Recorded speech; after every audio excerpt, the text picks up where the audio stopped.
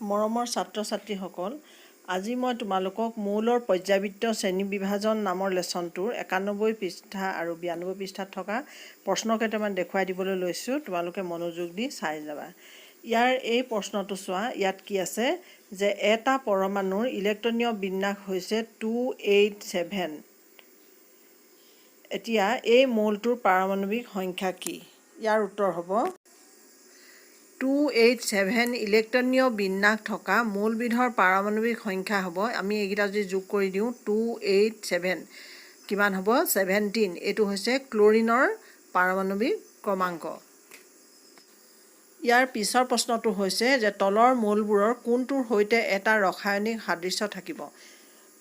ইয়াত এইকেইটা কি দিয়া আছে, নাইট্ৰজেন 7, ফ্ল'ৰিন 9, ফছফৰাছ 15, আৰ্গন 18।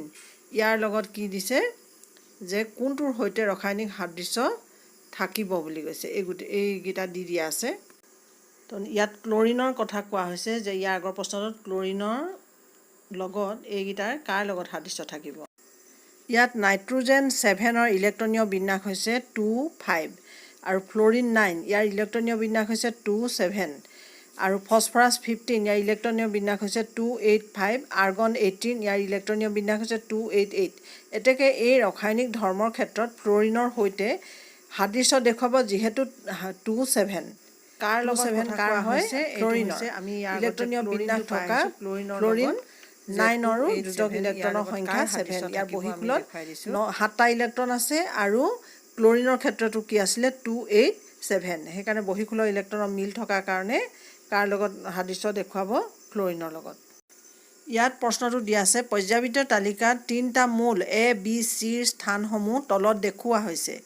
ইয়াত কি কি দিছে যে 16 বৰ্গৰ 17 বৰ্গ দিয়া আছে। ইয়াত A আৰু B আৰু C 3টা স্থান দেখুওৱা হৈছে। ইয়াৰ 1 নম্বৰটো হৈছে এই মৌল A ধাতু নে অধাতু। ইয়াৰ উত্তৰটো হ'ল যে মৌল A অধাতু হ'ব, যিহেতু বৰ্গ 17 পৰ্যাবৃত্ত তালিকাৰ সোঁফালে আছে য'ত অধাতুসমূহক স্থান দিয়া হৈছে। ইয়াৰ পিছৰ প্ৰশ্নটো C মৌলটো এতকৈ বেছি সক্ৰিয় নে কম সক্ৰিয়। ইয়াৰ C মৌলটো এতকৈ কম সক্ৰিয়, যিহেতু বৰ্গ এটাত তলৰ ফালে ৰাসায়নিক সক্ৰিয়তা হ্ৰাস পায়।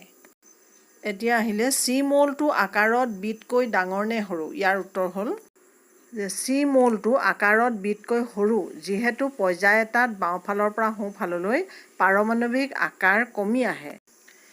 মৌল A কেনেধৰণৰ আয়ন, কেটায়ন বা এনায়ন গঠন কৰিব।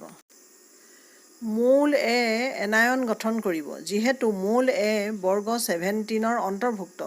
ইয়াৰ যোজক ইলেক্ট্ৰনৰ সংখ্যা 7, সেয়েহে ই এটা ইলেক্ট্ৰন গ্ৰহণ কৰি সুস্থিৰ ইলেক্ট্ৰনীয় সজ্জা পাবৰ বাবে মৌলটোৰ প্ৰৱণতা থাকিব। এতিয়া চোৱা, নাইট্ৰজেন পাৰমাণৱিক সংখ্যা 7 আৰু ফছফৰাছ পাৰমাণৱিক সংখ্যা 15 পৰ্যাবৃত্ত তালিকা বৰ্গ 15ত থাকে। এই মৌল দুটাৰ ইলেক্ট্ৰনীয় বিন্যাস লিখা। ইহঁতৰ কোনটো বেছি বিদ্যুৎ ঋণাত্মক হ'ব আৰু কিয়। ইয়াৰ উত্তৰটো হ'ল যে মৌল নাইট্ৰজেন আৰু এইফালে মৌল ফছফৰাছ চিহ্ন N চিহ্ন P পাৰমাণৱিক সংখ্যা, নাইট্ৰজেনৰ পাৰমাণৱিক সংখ্যা 7 ইলেক্ট্ৰনীয় বিন্যাস 25 আৰু ফছফৰাছৰ পাৰমাণৱিক সংখ্যা 15 ইলেক্ট্ৰনীয় বিন্যাস 285। দুইটাৰে বহিখোলত কি আছে 5 বহিখোলৰ ইলেক্ট্ৰন। এতিয়া নাইট্ৰজেনৰ পৰমাণুৰ আকাৰ ফছফৰাছৰ পৰমাণুৰ আকাৰতকৈ সৰু, ফলস্বৰূপে ইলেক্ট্ৰন গ্ৰহণ কৰাৰ প্ৰৱণতা ফছফৰাছতকৈ নাইট্ৰজেনৰ অধিক হ'ব আৰু বিদ্যুৎ ঋণাত্মক গুণ বৰ্গ এটাত তললৈ হ্ৰাস পায়।